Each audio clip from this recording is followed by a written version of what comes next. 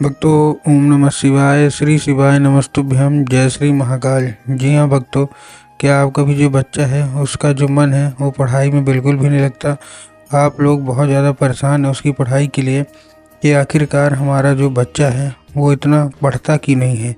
जब भी आप कोशिश करते हो उसको पढ़ाने के लिए ना, तो इधर उधर के कामों में लग जाता है। कहीं घूमने चला जाएगा, कहीं खेलने चला जाएगा, कहीं कुछ करने लगेगा, लेकिन फिर भी वो पढ़ेगा बिल्कुल भी नहीं। आप लोगों को समझ में नहीं आता कि आखिर ऐसा क्या हो गया है जिसके कारण आपका जो बच्चा है ना, उसका जो मन है वो पढ़ाई लिखाई में बिल्कुल भी नहीं लगता।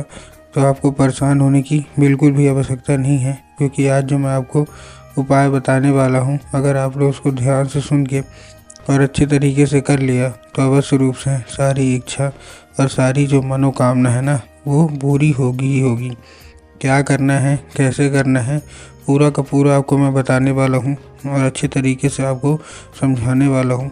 तो बस उपाय ध्यान से सुन के और अच्छे से करिएगा ज़रूर, ताकि आपका जो बच्चा है ना, जिसका भी मन पढ़ाई लिखाई में नहीं लगता, अवश्य रूप से उसका जो मन है वो पढ़ाई की ओर आकर्षित हो, पढ़ाई की ओर लगे। देखिए, आपको भी पता है कि पूज्य गुरुदेव की जो कथा होती है उसमें लाखों की भीड़ आती है। कैसे भीड़ आती है? लाखों की भीड़ आती है। और जब गुरुदेव की कथा में लाखों की भीड़ आती है तो वहाँ ज़्यादातर जो भक्त होते हैं वो क्या करते हैं, पत्र के द्वारा अपनी इच्छा और पत्र के द्वारा अपनी जो भी उनकी मनोकामना रहती है ना, वो गुरुदेव तक पहुँचाते हैं। तो अभी गुरुदेव की कथा चल रही थी, आज से 4 से 5 महीना पहले की बात है। गुरुदेव की क्या है, कथा चल रही थी। और जब गुरुदेव की कथा चल रही थी तो वहाँ क्या हुआ, लाखों की भीड़ आई। अब जब गुरुदेव की कथा में लाखों की भीड़ आई तो वहाँ ज़्यादातर जो भक्त थे ना, उन्होंने क्या किया, पत्र के द्वारा अपनी इच्छा और अपनी मनोकामना जो थी वो गुरुदेव तक पहुँचाई। अब जब गुरुदेव के पास पत्र पहुँचा और गुरुदेव ने पत्र पढ़ा तो वहाँ गुरुदेव ने देखा कि ज़्यादातर जो भक्त हैं ना, उनकी क्या है, केवल और केवल एक ही इच्छा और एक ही मनोकामना है। क्या?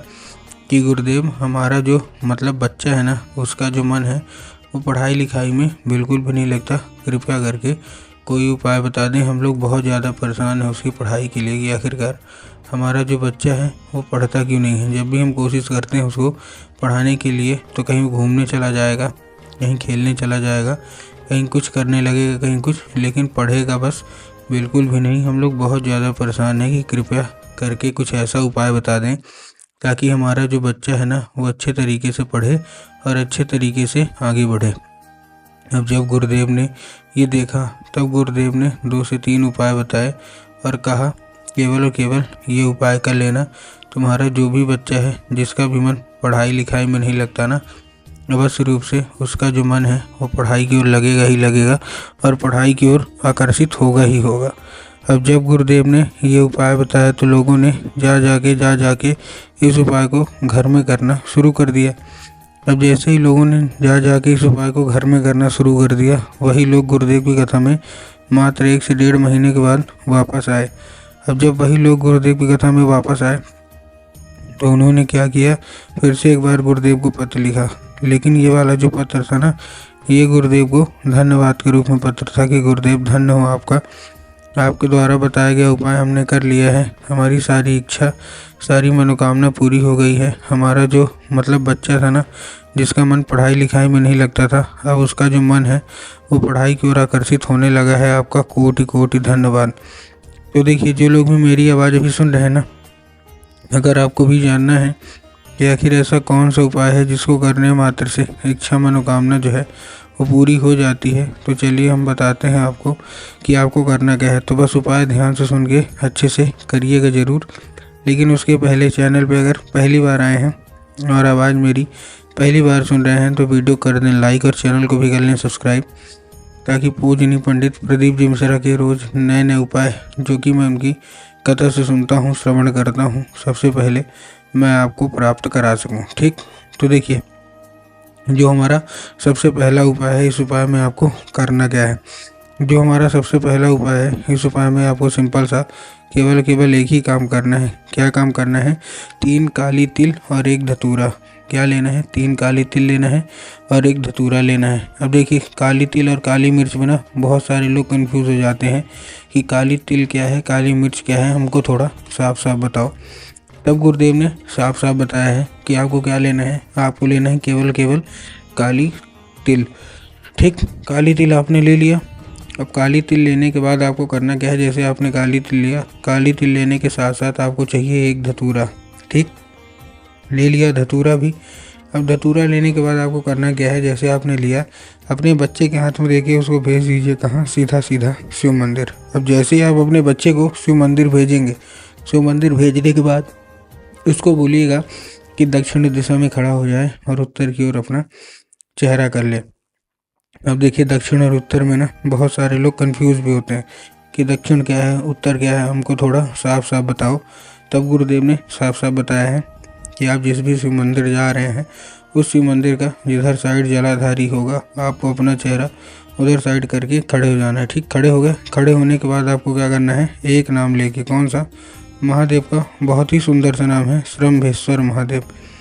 तो आपको करना क्या है, आपको श्रम्भेश्वर महादेव का नाम लेके और उन्हीं का स्मरण करके आपको चुपचाप से क्या कर देना है, आपको अर्पित कर देना है बस। पूज्य गुरुदेव कहते हैं कि अगर आपने ऐसा कर लिया तो अवश्य रूप से सारी इच्छा, सारी मनोकामना जो है वो पूरी होगी ही होगी। और आपका जो बच्चा है, जिसका मन पढ़ाई लिखाई में नहीं लगता ना, अवश्य रूप से उसका जो मन है वो पढ़ाई की ओर आकर्षित होगा ही होगा। ठीक, ये था हमारा पहला उपाय। अब हम चलते हैं अपने दूसरे उपाय की ओर। जितनी माताएं हैं उनको ये उपाय करना है अपने बच्चे के लिए। इस उपाय में आपको देखिए करना क्या है। इस उपाय में आपको सबसे पहले चाहिए क्या क्या, इस उपाय में आपको सबसे पहले लेना है केवल और केवल, आपको जो चाहिए, आपको एक लाल फूल लेना है। और जब आप एक लाल फूल लेंगे तब आपको ध्यान रखना है कि जो फूल है वो कहीं से भी कटा फटा या खंडित नहीं होना चाहिए। ठीक, फूल लेने में आपको यही ध्यान रखना है। और दूसरी चीज़ आपको ध्यान रखना है कि जो फूल तो ठीक है, लेकिन इस उपाय को करने के लिए आपके घर में माता सरस्वती की फ़ोटो या मूर्ति होना अति अनिवार्य है। ठीक, अगर आपके घर में माता सरस्वती की फ़ोटो या मूर्ति है तब तो अच्छी बात है, लेकिन अगर आपके घर में माता सरस्वती की फ़ोटो या मूर्ति नहीं है तब आपको क्या करना है, बाज़ार जाना है, माता सरस्वती की फ़ोटो लाना है और अपने घर में उनको स्थान देना है। ठीक, दे दिया। अब देने के बाद आपको करना क्या है, जैसे आपने दे दिया, देने के बाद आपको चुपचाप क्या कर देना है, अर्पित करना है। ठीक, अर्पित करने मतलब दे दिया, अर्पित करने का मतलब शाम के वक्त में जब भी आपके घर में पूजा पाठ होती है ना, तो उसको अर्पित करना है। और अर्पित करने के बाद उसको औषधि के रूप में मांगना है कि माता कृपया करके हमको इसको औषधि के रूप में प्रदान करिए। अब क्या होगा, अब ये औषधि का रूप ले लेगा। ठीक, ले लिया औषधि के रूप। औषधि के रूप लेने के बाद क्या करना है, उसी रात जब आपका बच्चा खाना पीना खा के सो जाए ना, तो आपको उसको उठा के उसके माथे पे 2 से 3 बार फेर देना है बस। पूज्य गुरुदेव कहते हैं 1 से 1.5 महीना करके देखिए, अवश्य रूप से सारा उसका जो मन है ना वो पढ़ाई की ओर आकर्षित होगा ही होगा।